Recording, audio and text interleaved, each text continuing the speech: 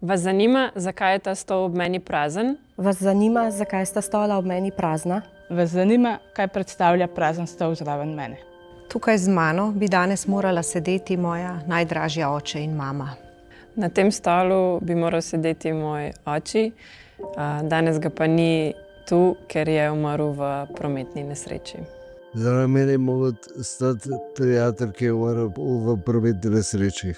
Zraven mene bi mogel sedeti brat Miha. Tukaj ga ni, ker je izgubil življenje v prometni nesreči zaradi prevelike hitrosti.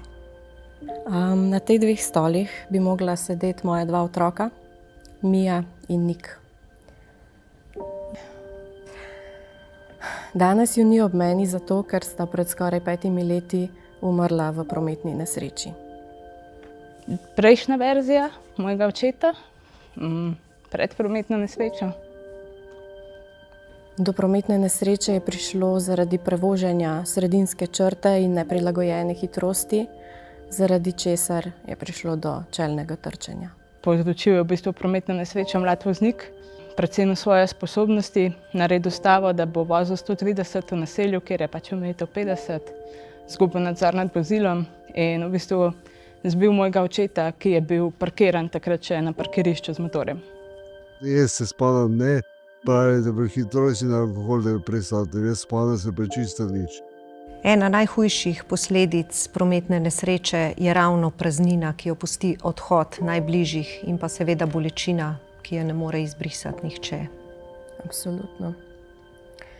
To je taka izguba, prinese praznino, ki jo nihče in nič na svetu ne more zapolniti. Nikoli.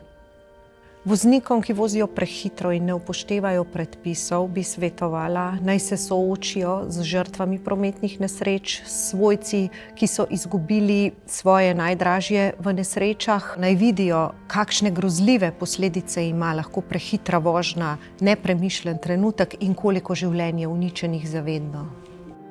Ko gre za volan, ne gre z glavo, da za volan, ne pa iz svoje objestnosti, tako kot jaz, pa še marsikaj. Predvsem to zavedanje, da nobena minuta, ko prej pridemo nekam, ne more povrniti življenja, ki se lahko v tej minuti konča.